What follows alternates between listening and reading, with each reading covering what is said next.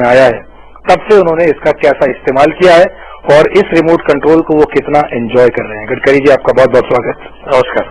नितिन जी, आप उस पार्टी के अध्यक्ष हैं जहां धोती कुर्ता नहीं तो कुर्ता पजामा, खादी और ये सब चलता है। अब ये एक अध्यक्ष आया है जो कि लिनन शर्ट पहनता है, कलरफुल शर्ट पहनता है, पैंट शर्ट पहनता है और एकदम कंप्लीटली नॉन नेता लुक आपका है। तो आपको कितनी परेशानी होती है इसमें, या किसी ने आपको बोला कि भाई ये चेंज करके कुर्ता पजामे में आ जाओ? अभी मुझे बहुत लोगों ने कहा, पर मैं नहीं बदला नहीं, मैं बदलूंगा नहीं। जो जैसा मैं रहता था वैसा मैं रहूंगा, जैसा मैं बोलता था वैसा मैं बोलूंगा, जो मुझे जिस प्रकार से मैं काम करता था वैसे काम करूंगा। मैं नेचुरली नितिन गडकरी जो वो दिखना चाहता हूं, मेरे गुण दोषों के साथ। मुझे कोई नाटक नहीं करना है, कोई वर्चुअल इमेज क्रिएट नहीं करनी है, कोई कमर्शियल लाइसेंसिंग नहीं करना है। 7.5 महीने आपको हुए टेक ओवर किए जब आपने बीजेपी अध्यक्ष पद संभाला, उससे पहले भी हमने आपका इंटरव्यू सब किया था।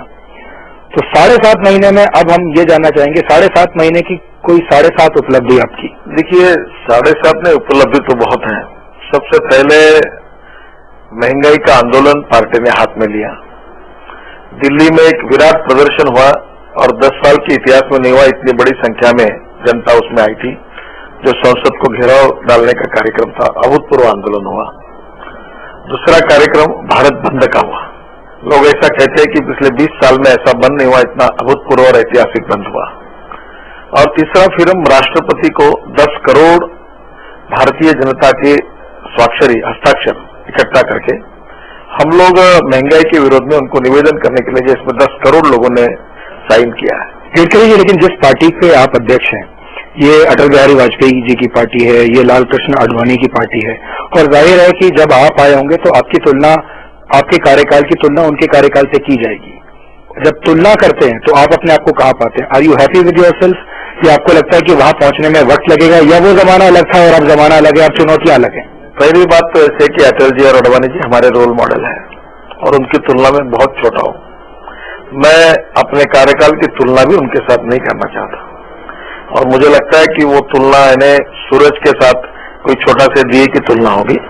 पर उन्होंने जो संस्कार दिए, उन्होंने जो प्रेरणाएं दी है, जिन्होंने जो हमको मार्गदर्शन किया है, वो हमारे लिए एक मार्गदर्शक के रूप में, वो विचार हमारे लिए ऐसी एक ठोस रूप में हमारे साथ जुड़े हुए हैं कि उसके वो आधार पर हम उन्हीं की मार्गदर्शन में आगे जाएंगे। लेकिन जब आपने पार्टी का अध्यक्ष पद संभाला तो सबसे बड़ी जो समस्या पार्टी के अंदर चल रही थी वो इन फाइटिंग की थी।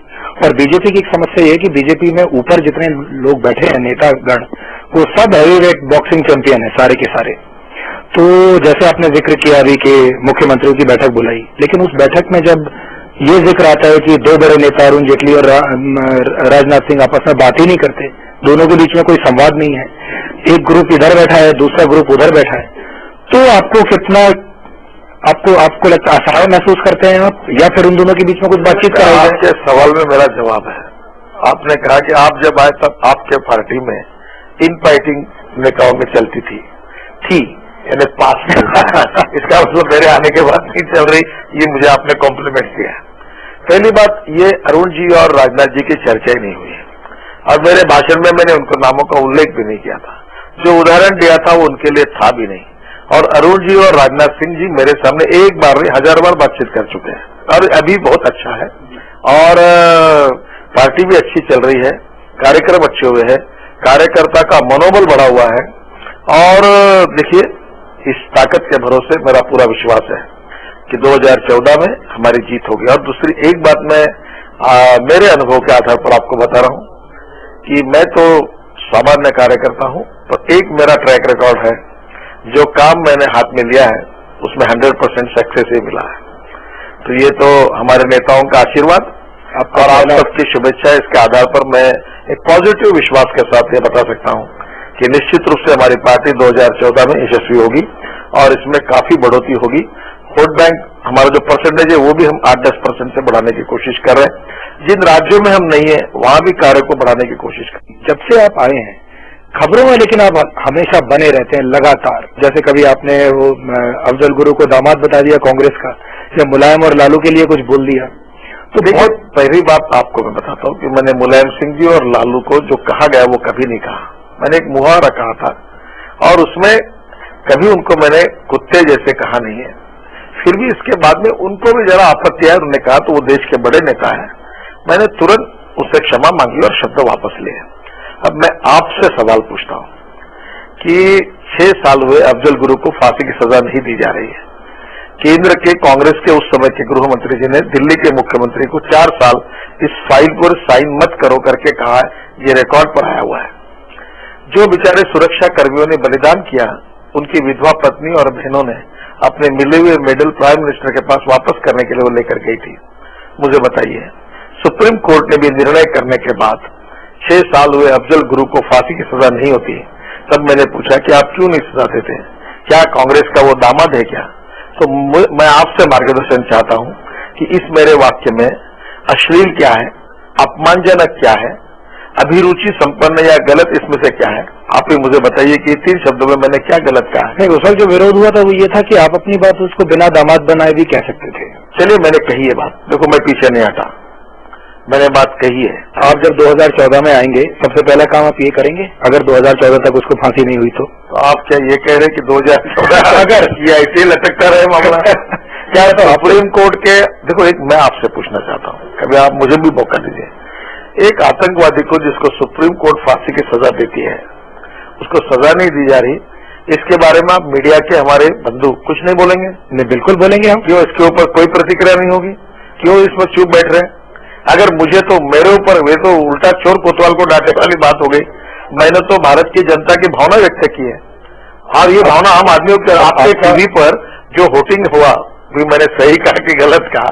90% लोग, 95% लोगों ने कहा कि सही कहा है। देखिए, भारतीय जनता पार्टी अल्पसंख्यक समाज के विरोध में नहीं है, हम मुसलमानों के खिलाफ नहीं है, हम आतंकवादियों के खिलाफ है, और आतंकवादी कोई भी हो उसके ऊपर कड़ी कार्रवाई होनी चाहिए, यही हमने मांग की। इस पर हम पूछेंगे, गुजरात के बारे में बात करेंगे, सोहराबुद्दीन के बारे में आपसे बात करेंगे, और आपने जो टीम अपनी बनाई है उसके बारे में भी बात करेंगे। एक छोटा सा हम ब्रेक ले लेते हैं, और ब्रेक के बाद जब हम वापस लौटेंगे तो नितिन जी से हम उनकी नई टीम के बारे में पूछेंगे, क्योंकि जो सबसे बड़ा आरोप नितिन जी के ऊपर लग रहा है वो ये है कि नितिन जी ग्लैमर को ले आए हैं बीजेपी में, और स्मृति ईरानी, हेमा मालिनी, वाणी त्रिपाठी, किरण खेर, ये सारे लोग अभी नितिन जी के आसपास नजर आते हैं।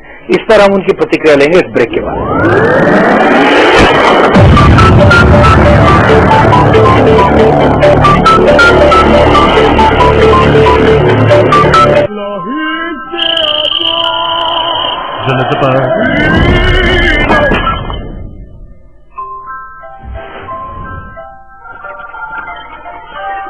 Dish True, high definition. Don't just see it, be it. Watch India Sri Lanka series in HD, exclusively on Dish TV. Space. Space to play. Space to live. Space to learn. The best places are always planned with children in mind. HDIL, the new face of real estate. Jitendra साहब का बेटा होने के नाते आपको हो सकता है एक इजी एक्सेस, एक इजी एंट्री मिली होगी फिल्म इंडस्ट्री में। अगर आप एक आम बैकग्राउंड से आते हैं, कितना मुश्किल हो सकता है एक अच्छे गुड लुकिंग लड़के या लड़की के लिए आपकी तरह बनना? अगर आप चाहे एक फिल्म फैमिली से हो तो आपको कोई लॉन्च करने वाला मिल जाएगा, लेकिन उसके बाद जो स्ट्रगल शुरू होती है वो हर किसी के लिए होती है। इंडस्ट्री में आना एक स्ट्रगल अलग होती है, इंडस्ट्री के अंदर आकर फिर अपने पैर जमाना वो एक अलग स्ट्रगल होती है।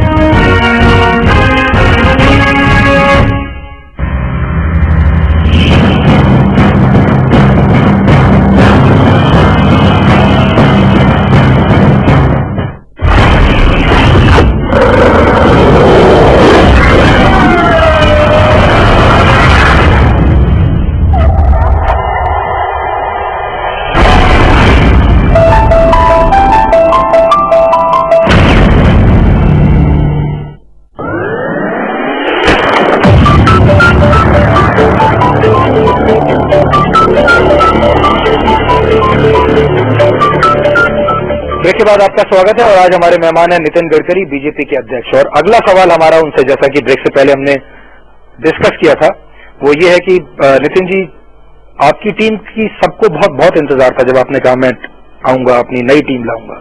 लेकिन आप लोगों का कहना है कि आपने बीजेपी में एक ग्लैमर का तड़का लगा दिया है और आप बिल्कुल किशन कन्हैया की तरह आप जो है सुंदर सुंदर महिलाओं से घिर गए हैं और आपकी टीम में देखिए स्मृति ईरानी है, हेमा मालिनी है, वाणी त्रिपाठी है, तो कोई खास वजह इतना सुंदर सुंदर चेहरे आप ले आए? देखिए, पहली बात तो ऐसे कि ये सब केवल कलाकार नहीं है, तो बहुत अच्छे कार्यकर्ता है। हेमा मालिनी जहां भी पार्टी का कार्यक्रम होता है, कितने भी दूर हो, वहां कोई तकरार न करते हुए जाती है, प्रवास करती है और बहुत कर्मठता से पार्टी का काम करती है। वो केवल फिल्म अभिनेत्री नहीं है, तो कार्यकर्ता करके भी ज्येष्ठ है और इसलिए उनका उपाध्यक्ष करके चयन किया। और स्मृति ईरानी तो महिला मोर्चा का अध्यक्ष बन गई, बहुत अच्छा काम करे, देश में घूम रही है, आंदोलन कर रही है और उसने अपनी क्षमताएं कार्यकर्ता करके भी सिद्ध कर दी है। वाणी भी वैसी ही कार्यकर्ता है। किरण खेर एमए इन इंग्लिश है, फर्स्ट मेरिट आई हुई है चंडीगढ़ में, बहुत होशियार है, प्रतिभाशाली है, टीवी में इतना अच्छा बोलती है। और ऐसे प्रतिभाशाली व्यक्तियों को, और समाज के केवल फिल्म इंडस्ट्री की है इसलिए उनको अलग रखना ठीक नहीं है, तो मैंने उनको अवसर दिया है। आप चेंज लाना चाहते थे, मैं कुछ और लोगों के नाम लेता हूँ, ये ग्लैमर के लोग नहीं है। धर्मेंद्र प्रधान है, विनय कटियार है, मुख्तार अब्बास नकवी, विजय गोयल, वसुंधरा राजे, ये सारे लोगों को आपने अपनी टीम में जब लिया, लेकिन ये वो लोग थे जो कि या तो चुनाव हार चुके थे या अपना राज्य गंवा चुके थे, कहीं ना कहीं से हार कर आए थे। तो वसुंधरा जी है या विनय कटियार जी है या धर्मेंद्र प्रधान है, ये सब अच्छे कार्यकर्ता है। चुनाव हार जीत से व्यक्तियों का मूल्यमापन, एक समय अटल जी भी चुनाव हार गए थे।